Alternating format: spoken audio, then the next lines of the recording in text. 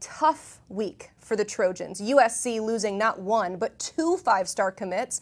First, the #1 edge in the class, Isaiah Gibson, and then the #2 defensive lineman, Justice Terry. Both top 20 prospects and both decommitting from USC. So what does this mean? Well, I here have little idea, so I've called in an expert to ask. So let's welcome in Connor Morset from USCFootball.com. And Connor is out there at the Elite 11 finals. We'll talk about that in just a bit, but we have to start with the news of the week. And I'll keep it simple, Connor. What happened here?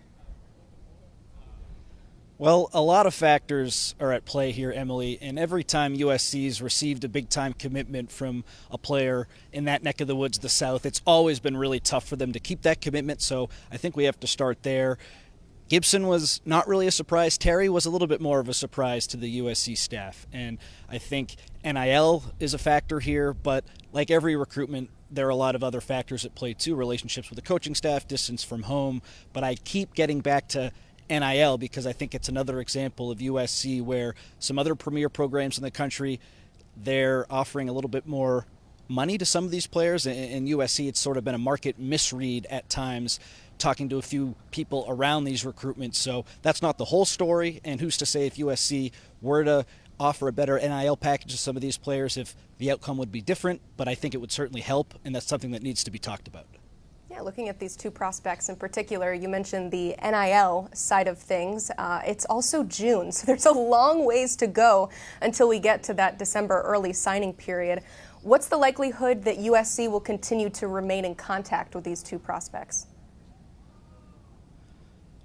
That's tough to say. Some of the USC assistant coaches today have taken to Twitter to say we're going to be okay. And Eric Henderson, the defensive line coach, said if only some of these players were to know what I'm capable of, is what he implied with that tweet. So that makes me think like the communication will maybe go away a little bit, but everything's so fresh right now. A couple of these guys were supposed to visit this week, and now that's no longer happening. So as time goes on, stuff could change with that, but right now it doesn't really seem like there's much contact. Yeah, the head man, Lincoln Riley, you saw him in the pictures there, tweeting out a nice little fight on emoji about 20 minutes ago, so it seems like things are quite all right. Speaking of positives when it comes to this USC team, currently committed, their quarterback, Julian Lewis, you saw him out at Elite 11 finals this week. How'd he look? He got off to a slow start, but since that first day where he was a little bit up and down, he's been really, really good.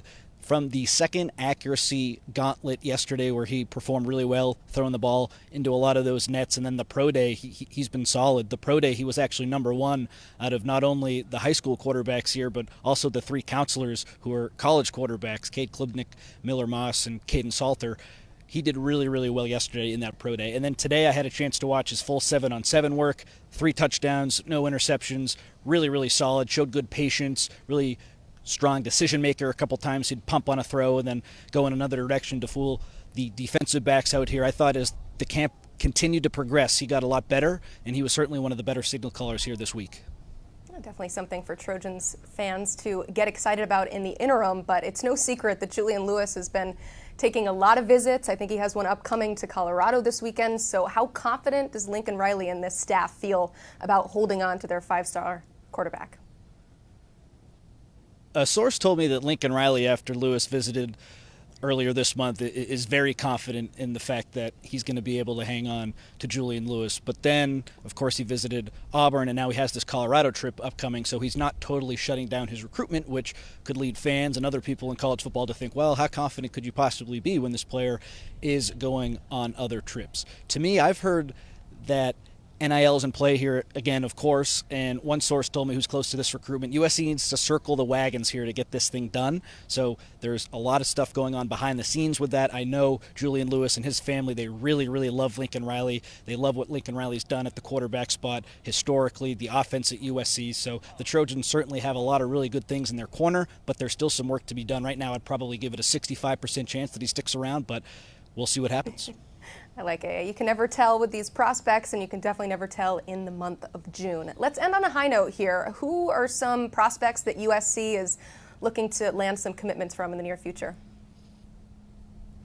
It's a massive visiting weekend for USC with some of the premier recruits in the country. They lost 2 defensive linemen like we talked about, but then you have 2 edge rushers coming to campus this week in Marco Jones, who lives up in Northern California, and then Alabama edge rusher Jared Smith. Those are 2 guys who the USC staff has been all over. Smith especially, he visited USC in the winter, had a really productive meeting with Eric Henderson, and he's someone who, he is from the South. We have seen what happens when USC goes after these defensive players from that region this week, but he's a guy I could see potentially committing at some point down the line because of that relationship with Henderson. And then Danton Lynn, the new USC defensive coordinator, he's been all over Marco Jones. He's a guy who plays linebacker in high school, but they love him as an edge rusher at the next level. Phillip Bell is a wide receiver from Mission Viejo who will also be visiting. It's down to Ohio State and USC for him.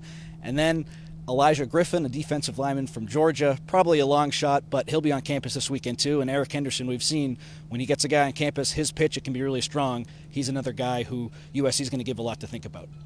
I love it. Connor, thank you so much for being on the show. We appreciate it. Clearly a lot going on. Thank you.